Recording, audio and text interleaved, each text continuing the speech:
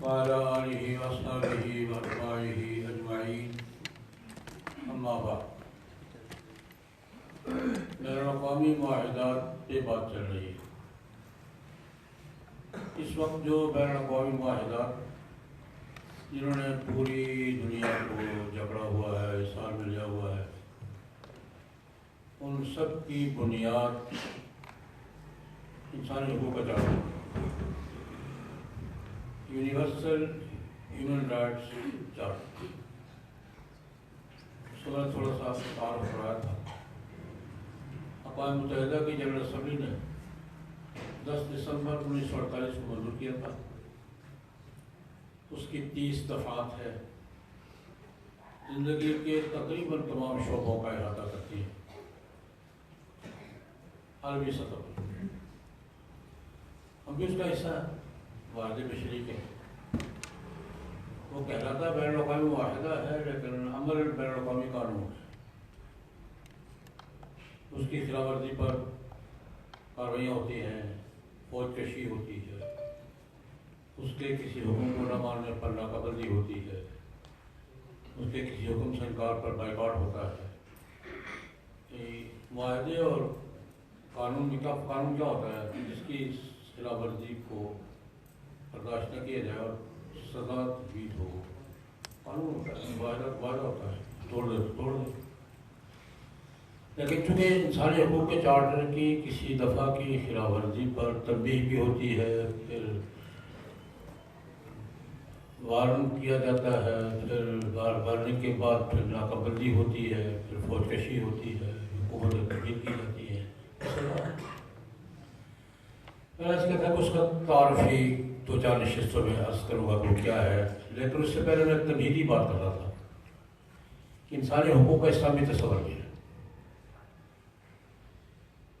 ہمارا بھی انسانی حقوق کا تصور ہے، قرآن بھی بات کرتا ہے، حدیث بھی بات کرتی ہے، سنت رسول بات کرتی ہے۔ بلکہ میرا ایک تاریخ کے سماج اور تاریخ کے طالب علم کے طور پر میرا دعویٰ ہے کہ اسلام کے انسانی حقوق کا پیکج اتنا متنوع، اتنا مضبوط اور اتنا مرتب ہے کہ مگر ابھی تک اس کو نہیں پہنچ سکا، لیکن اپنے جگہ بھی بات کیا۔ بنیادی فرق میں نے عرض کیا تھا کہ سب سے بنیادی فرق یہ ہے کہ قرآن پاک بھی حقوق کی بات کرتا ہے، رسول اللہ صلی اللہ علیہ وسلم بھی کرتے ہیں، لیکن صرف انسانی حقوق کی بات نہیں کرتے۔ ہماری ٹرم ہے حقوق اللہ اور حقوق العباد۔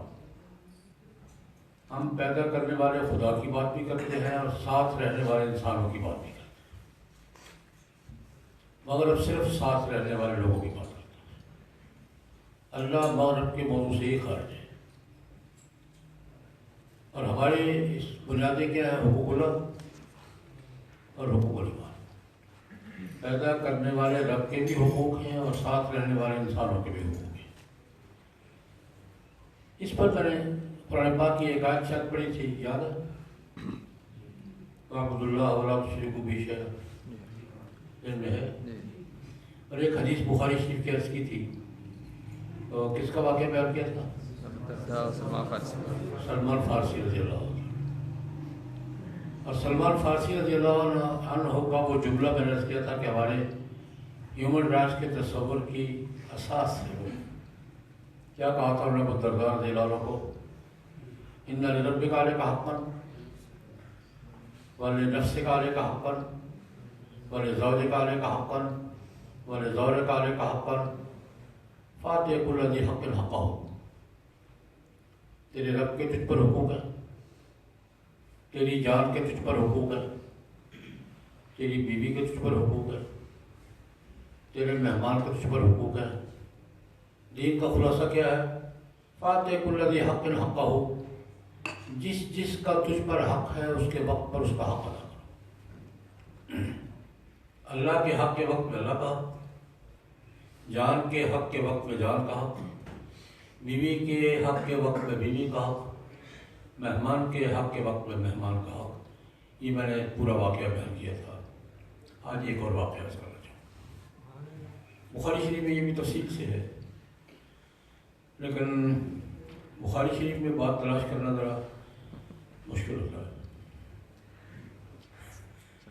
عنوان کوئی اور ہوتا ہے، واقعہ کچھ اور ہوتا ہے ایک، اور دوسرا یہ ہوتا ہے کہ کوئی یہاں گرا کوئی وہاں گرا، ایک حصہ اس باب میں ایک اس باب میں، روایت 6-7 باب چیک کر کے روایت مکمل ہوتی ہے۔ بخاری کی مشکلات بھی بڑی مشکل ہے۔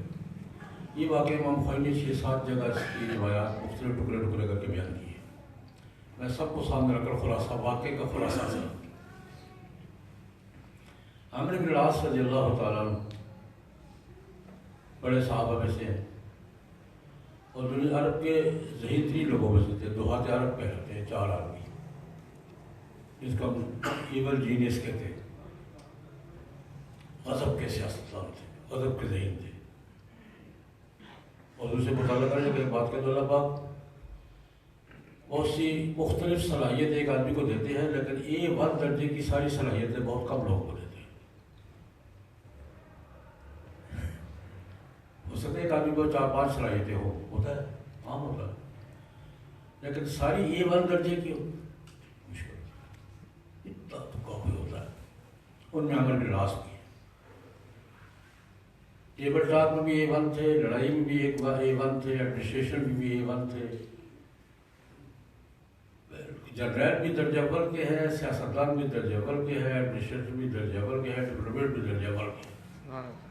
ایک لیول کی A لیول کی صلاحیتیں 4-5 ایک آدمی کو بہت خال ملتی ہیں۔ خیر وہ اپنے دائرے کے آدمی کے بیٹے حضرت عبداللہ بن عامر بن العاص رضی اللہ تعالیٰ عنہ اسلام کے بڑے حدیث کے بڑے راویوں میں سے اور اہل علم صحابہ کی پہلی صف کے لوگوں میں عبداللہ بن عامر بن العاص رضی اللہ عنہ۔ عامر بن العاص نے بیٹے کی شادی کی مدینہ منورہ میں، سیاح آدمی تھے، شادی کی اچھے خاندان میں، جیسے اس دور کے مطابق ہوتا ہے۔ شادی کر کے میاں بیوی کو الگ مکان دیا، لو بھائی ان کا حق ہے، ان کو وقفے سے حال احوال پوچھنے چلے جاتے، بیٹا کیا حال ہے۔ شادی کے تھوڑے عرصے کے بعد گھر گئے، بہو سے پوچھا بیٹا کیا حال ہوگا، الحمدللہ ابو جی ٹھیک۔ عمر عبداللہ بہت اچھا ہے، کوئی دل لگا ٹھیک ہے، کہا آپ کا بیٹا بہت بیکار، بہت بیکار، ساری رات مسلح پہ ہوتا ہے، سارا دن روزے سے ہوتا ہے۔ عامر بن العاص سمجھیے کہ یہ تعریف نہیں، شکایت ہے یہ۔ آپ کا بیٹا بہت نیک آدمی ہے، بہت نیک آدمی ہے، ساری رات مسلح پہ ہوتا ہے، سارا دن روزے سے ہوتا ہے۔ عامر بن العاص سمجھیے کہ یہ بہو شکایت کر رہی ہے، اور بہو شکایت ایسے ہی کر رہی تھی، وہ غریب نے کیا کر رہا تھا۔ عامر بن العاص کہتے ہیں کہ میں نے سوچا اس کو بیٹے کو سمجھانا چاہیے، لیکن میری بجائے رسول اللہ سمجھانا زیادہ بہتر ہے۔ نبی کریم صلی اللہ علیہ وسلم کی خدمت میں جا کے یا رسول اللہ میں نے اس کی شادی کی ہے، وہ مسلح سے نہیں ہٹتا، شکایت کرتا۔ اگلی روایت عبداللہ خود بیان کرتے ہیں، نبی کریم کہتے ہیں یہ مجھے یاد نہیں کہ حضور نے بلایا یا حضور میرے پاس تشریف لائے۔ یہ اب میرے دل میں نہیں، کافی دیر بعد بات کر رہے ہیں کہ حضور نے مجھے بلایا یا خود میرے پاس تشریف لائے، تو حضور نے مجھے، میں سمجھتی اس کی، ہاں بھائی بلا شادی وادی ہوگی، الحمدللہ ہوگی، ماشاء اللہ ٹھیک ہو، ٹھیک ہے، کیا معمولات ہے تمہارے؟ سنا تم نمازیں بہت پڑھتے ہو، ساری رات پڑھتا ہوں، روزے بھی بہت رکھتی ہے، سر بلا لاغا روزہ نہ رکھتا، بات کیا کرتے یہ کیا کرتے بیوی تمہاری اللہ پاک نے دی ہے، باپ نے تمہاری شادی کے بڑے شوق سے کروائی ہے، تم یہ کیا کرتے ہو؟ کم کرو، بیلنس کرو، بیلنس۔ حضور نے تینوں باتوں پہ اس کو آج کی زبان میں بارگیننگ کا ضرورت نہیں ہے۔ کتنے روزے رکھتے ہو؟ کتنے کیا ہوتے ہیں؟ روزے ہی رکھتا ہوں، اب مہینے میں 3 کافی ہیں۔ جملہ فرمایا مہینے میں 3 روزے رکھو گے تو ایک روزے پر کتنے روزوں کا ثواب ملتا ہے؟ 10۔ 30 ہو رہے ہیں. 3 روزے کافی ہے. یا میں 20 کے 13ویں 14ویں 15ویں رکھ لیا. 3 روز صرف. اچھا ایسا کرو 10 رکھ لیا کرو. 1 دن روزہ 2 دن نہیں. یا رسول اللہ کم ہے. اب اچھا پھر 1 دن روزہ 1 دن نہیں. یا رسول تھوڑا فرما بس یہ صوم داؤد ہے. لا صوم افضل من صوم داؤد. داؤد علیہ السلام کے روزے سے بہتر کوئی روزہ نہیں ہے. 1 دن روزہ رکھتے تھے 1 دن نہیں رکھتے تھے. ڈن ہو گیا. رات کتنی دیر نماز پڑھتے ہو؟ ساری رات پڑھتا ہوں. ہمیں نہیں سر سے لے رات کا 30 ہے. خود حضور کا معمول بھی کیا تھا 1/3. اگر 9 گھنٹے کی رات ہے تو ٹھیک ہے. 2 سے آرام کے یا سب خبر نہیں. داؤد علیہ السلام کا معمول بھی یہی تھا.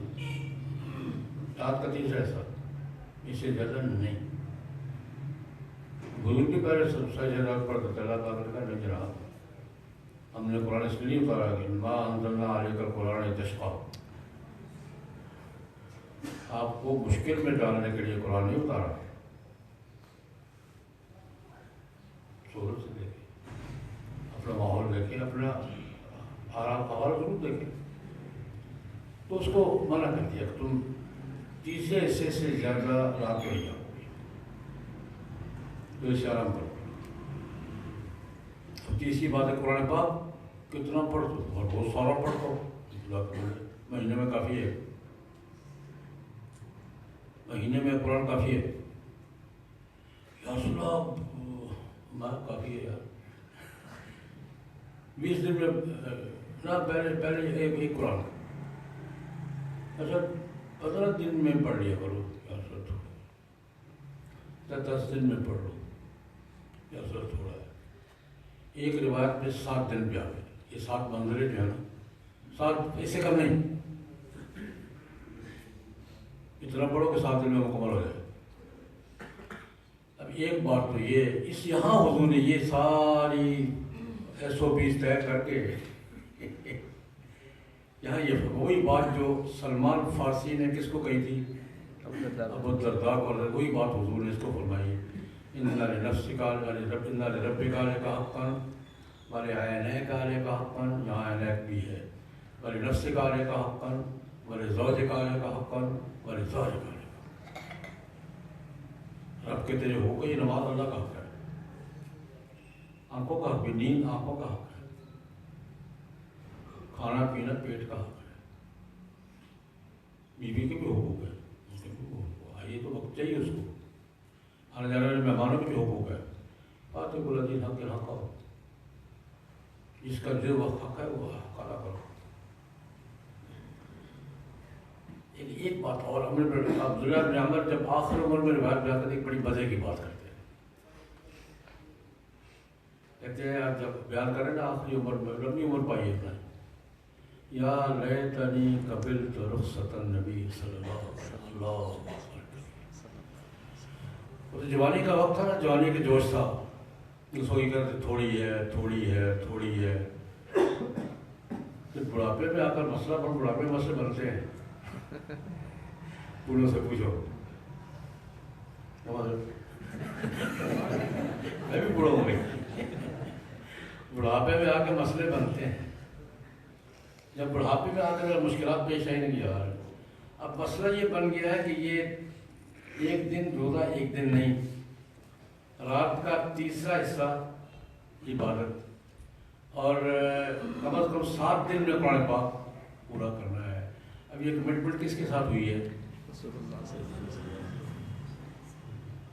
یہ کمٹمنٹ کس کے ساتھ ہوئی ہے؟ بھی نہیں کر سکتے تو حضور کے ساتھ طے کیا ہوا معاملہ ہے. سارا پیکج کس کے ساتھ طے کیا ہے؟ اب کمی بھی نہیں کر سکتے اور پوری بھی مشکل ہوتی ہے. کہتے کئی دن روزے رہ جاتے ہیں, پھر مجھے بعد میں پورے کرنے پڑتے ہیں. کئی دن رات کو نہیں کر سکتا, نیند آ جاتی ہے, پھر دوسرے دن ڈبل کرنا پڑتا ہے. اس وقت جب یہ بڑھاپے میں آ کے دکھایا نا کہ یہ بھی ہوتا ہے, کہتے یا لیتنی قبلت رخصت النبی صلی اللہ علیہ وسلم. اے کاش حضور مجھے جو سہولتیں اور نرمی دے رہے تھے شاید کاش میں نے قبول کر لی ہوتی. یا لیتنی قبلت رخصت النبی، سے کاش میں نے حضور کی دی ہوئی رخصتیں قبول کر لی ہوتی تو آج میں اس مشکل میں نہ پڑتا. انسان سمجھتا میں شیخ جیسا رہوں گا. اس پر میں ایک بات کہا کرتا ہوں، انسان جب بھی اپنے بارے میں فیصلہ کرتا ہے نا، انسان فرد کرے، سوسائٹی کرے، پارلیمنٹ کرے، یا بادشاہی خاندان کرے، یا کوئی اتھارٹی کرے، انسان جب بھی اپنے بارے میں فیصلہ کرے گا وقتی حالات کے تحت کرے گا. زیادہ سے 10 سال اور سوچ لے گا کیا ہوگا، اس میں کوئی فرق نہیں پڑتا کہ انسان ایک آدمی فیصلہ کر رہا ہے یا جماعت کر رہی ہے یا پارلیمنٹ کر رہی ہے. انسان جب بھی فیصلہ کرے گا وقتی حالات کے تحت کرنا پڑے گا. اللہ تبدیل ہوتے رہتے ہیں، ترمیم ہوتی ہے، یار یہ بھی چیز نہیں تھا، یہ بھی غلط کرنا ہی ہوتی رہتی ہے. شریعت جب بھی فیصلہ کرے گی، اللہ کا فیصلہ نا، انسان کے سارے حالات سامنے رکھ کر.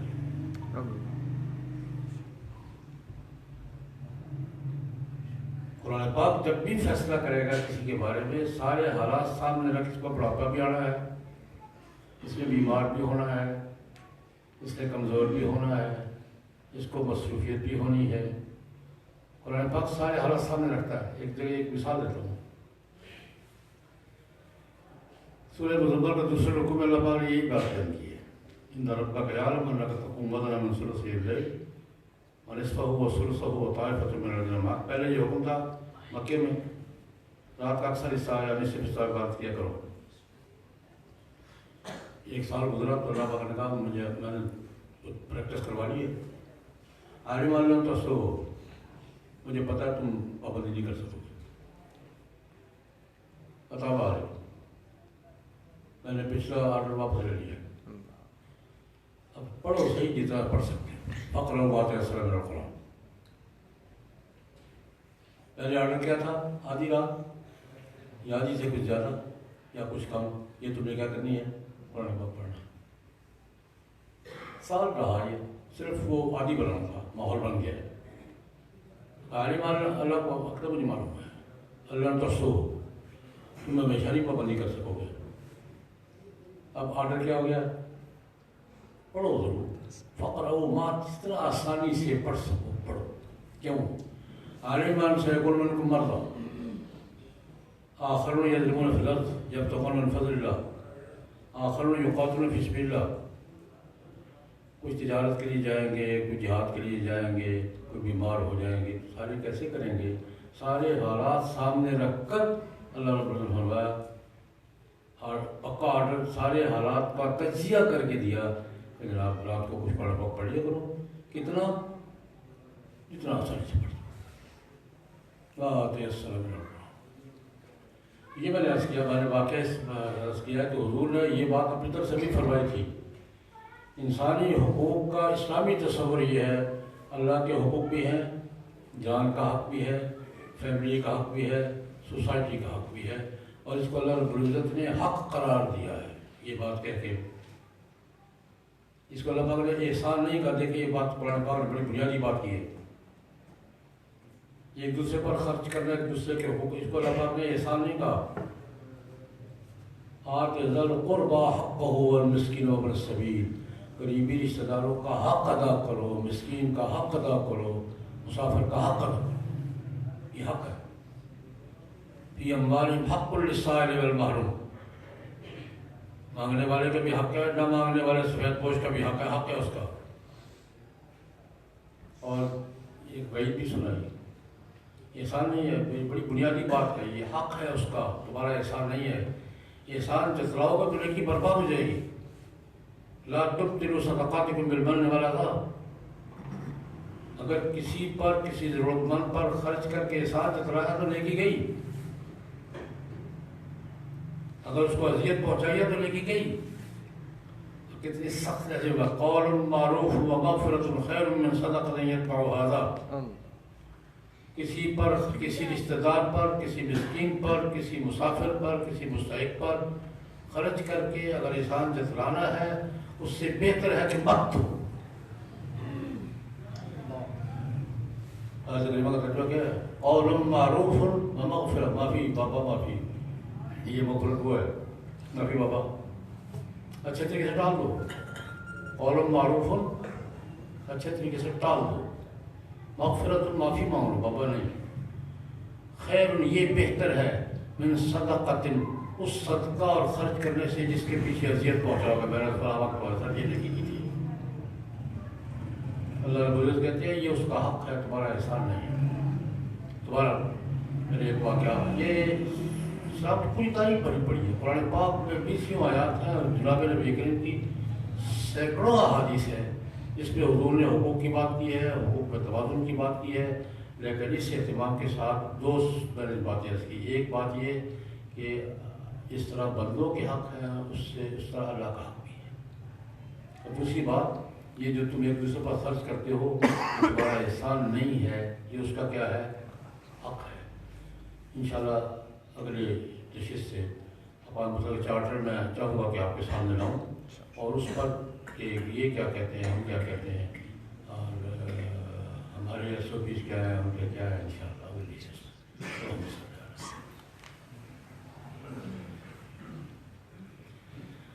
نستغفرک ربنا من کل ذنب ونتوب الیک۔